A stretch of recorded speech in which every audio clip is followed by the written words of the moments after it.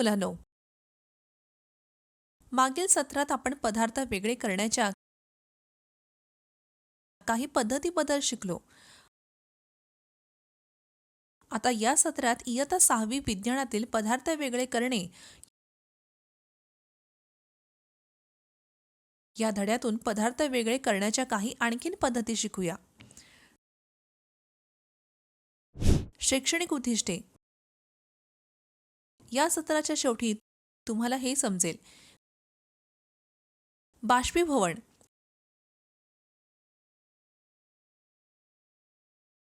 ऊर्ध्वपातन,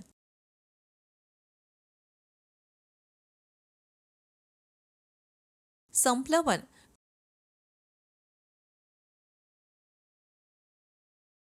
chromatography, एकापेक्षा जास्त पद्धती वापरून पृथक्करण, संक्षेपण,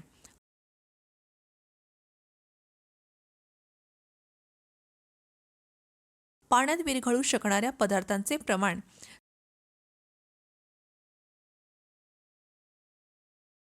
संतृप्त द्रावण,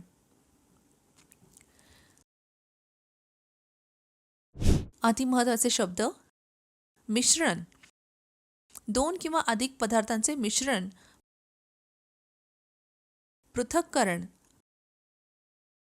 बाष्पीभवन, द्रव पदार्थांचे वायुमय अवस्थेत रूपांतर करण्याची प्रक्रिया.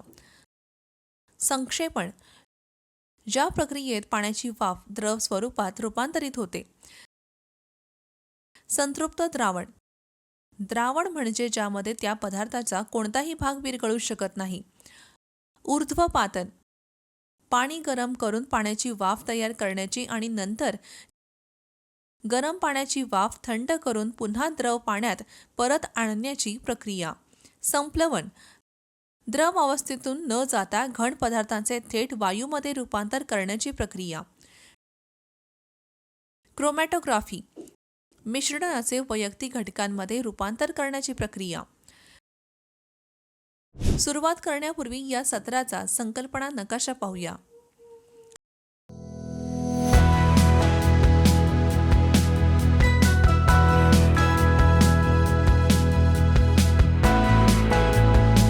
बाष्पीभवन समजून घेण्यासाठी एक कृती करूया. एका बीकरमध्ये पाण्यात 2 चमचे मीठ घाला आणि ते चांगले ढवळून घ्या. ढवळल्यानंतर आपल्याला बीकरमध्ये मीठ दिसत नाही. आता मीठ असलेले बीकर गरम करा. पाणी उकळू द्या. बीकरमध्ये मीठ शिल्लक आहे. या कृतीत आपण पाणी आणि मीठ यांचे मिश्रण वेगळे करण्यासाठी बाष्पीभवन प्रक्रियेचा वापर केला. पाण्याचे बाष्पात रूपांतर करण्याच्या प्रक्रियेला बाष्पीभवन म्हणतात.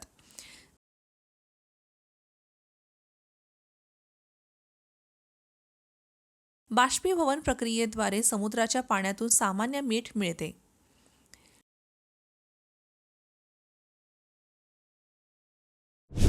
पाण्याच्या ऊर्ध्वपातन प्रक्रियेद्वारे डिस्टिल्ड वॉटर, शुद्ध पाणी कसे मिळते हे समजून घेण्यासाठी आपण एक कृती करूया. शंकूच्या आकाराचे फ्लास्क पाण्याने भरा आणि ते छिद्र असलेल्या कॉर्कने बंद करा. छिद्रातून काचेची नळी घाला. कॉर्कमध्ये छिद्र असलेले दुसरा शंकू आकाराचा फ्लास्क घ्या आणि त्यातून दुसरी काचेची नळी घाला. दोन्ही नळ्या रबर ट्यूबने जोडा. आता बर्नर वापरून पाणी असलेले फ्लास्क गरम करा.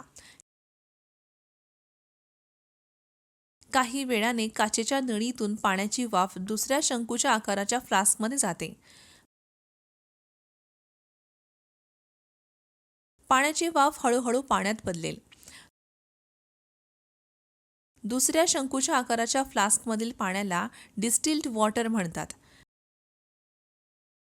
ते अशुद्धतेपासून मुक्त आहे, पूर्णपणे शुद्ध. उदत्तीकरण, संप्लवण समजून घेण्यासाठी एक कृती करूया. एका चायना डिशमध्ये कापूर आणि पावडर मीठ यांचे मिश्रण घ्या आणि ते फनेलने झाकून टाका. फनेलची नळी कापसाने बंद करा. डिश एका स्टँडवर ठेवा आणि बर्नरने गरम करा. आपण पाहतो की गरम केल्यावर कापूर द्रव रूपात न जाता थेट वायू स्वरूपात बदलतो आणि मीठ मागे राहते. त्याचप्रमाणे थंड झाल्यावर कापूरचे वायू स्वरूप द्रव स्थितीत न जाता थेट घन स्वरूपात बदलते. ज्या प्रक्रियेत पदार्थ घनातून वायू स्वरूपात आणि वायूतून सरळ घनात उलट बदलतो त्याला उदत्तीकरण, संप्लवण म्हणतात.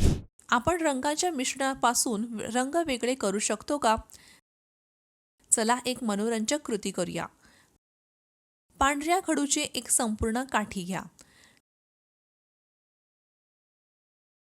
खडूच्या वक्र पृष्ठभागावर निळ्या किंवा काळ्या शाईने शाईचे चिन्ह लावा.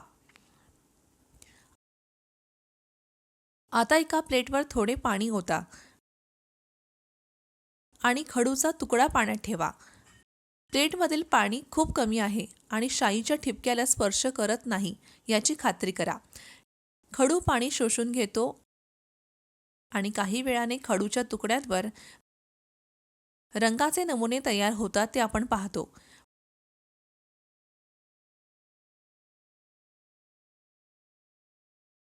पाणी वर येण्यापूर्वी खडू काढून टाका. शाई एकाच रंगाची दिसते पण प्रत्यक्षात ती त्यात लपलेल्या अनेक रंगांचे मिश्रण आहे. ही पद्धत क्रोमॅटोग्राफीची उदाहरण आहे. आपण पदार्थांना त्यांच्या मिश्रणापासून वेगळे करण्याच्या काही पद्धतींचा अभ्यास केला आहे. मिश्रणात असलेले वेगवेगळे पदार्थ वेगळे करण्यासाठी अनेकदा एक पद्धत पुरेशी नसते. अशा परिस्थितीत आपल्याला यापैकी एकापेक्षा जास्त पद्धती वापरण्याची आवश्यकता असते. एकापेक्षा जास्त पद्धती वापरून पदार्थाचे पृथक्करण कसे करावे हे समजून घेण्यासाठी आपण एक कृती करूया. वाळू आणि मीठ यांचे मिश्रण घ्या. हे मिश्रण एका बीकरमध्ये ठेवा आणि त्यात थोडे पाणी घाला. बीकर काही काळ बाजूला ठेवा. वाळू तळाशी स्थिर होते हे आपल्याला दिसते. वाळू डिकंटेशन किंवा गाळणीद्वारे वेगळी करता येते. आता आपल्याला निचरा केलेल्या द्रवापासून मीठ आणि पाणी वेगळे करावे लागेल. हे द्रव एका केटलमध्ये हलवा आणि त्याचे झाकण बंद करा. केटल काही वेळ गरम करा. केटलच्या नळीतून वाफ बाहेर येत असल्याचे आपल्याला दिसते. त्यावर थोडा बर्फ असलेली एक धातूची प्लेट घ्या. केटलच्या नळीच्या अगदी वर प्लेट धरा. जेव्हा वाफ बर्फाने थंड केलेल्या धातूच्या प्लेटच्या संपर्कात येते तेव्हा तिचे संघनन होते आणि द्रवरूप पाणी बनते. प्लेटमधून पडताना तुम्ही पाहिलेले पाण्याचे थेंब हे वाफेच्या संक्षेपणामुळे होते. पाण्याच्या वाफेचे द्रव स्वरूपात रूपांतर करण्याच्या प्रक्रियेला संक्षेपण म्हणतात.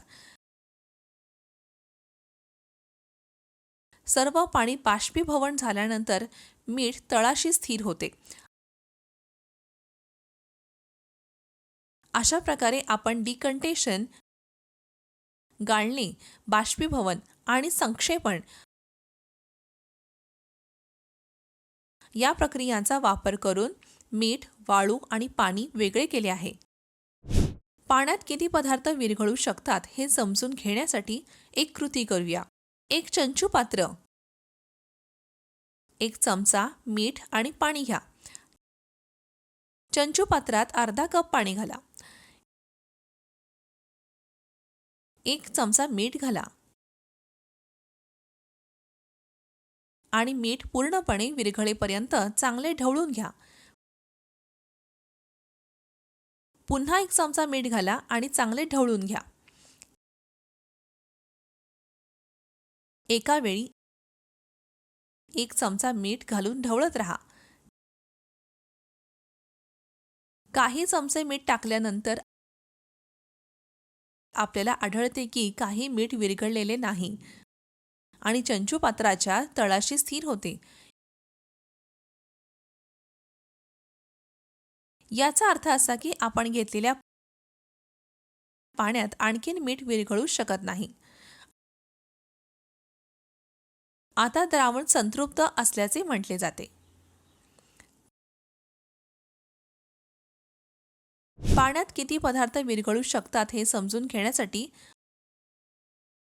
आपण आणखीन एक कृती करूया.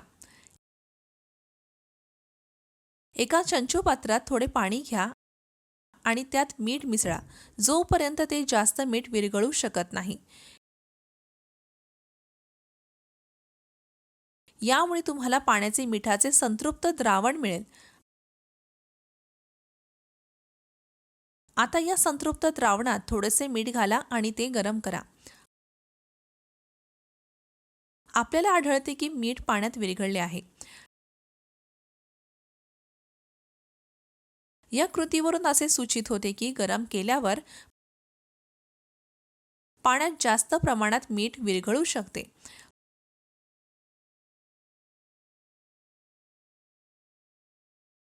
पाणी वेगवेगळ्या पदार्थांना वेगवेगळ्या प्रमाणात विरघळवते. लक्षात ठेवण्याजोगे मुद्दे. बाष्पीभवन ही एक अशी प्रक्रिया आहे ज्यामध्ये द्रवाचे त्याच्या बाष्पात रूपांतर होते.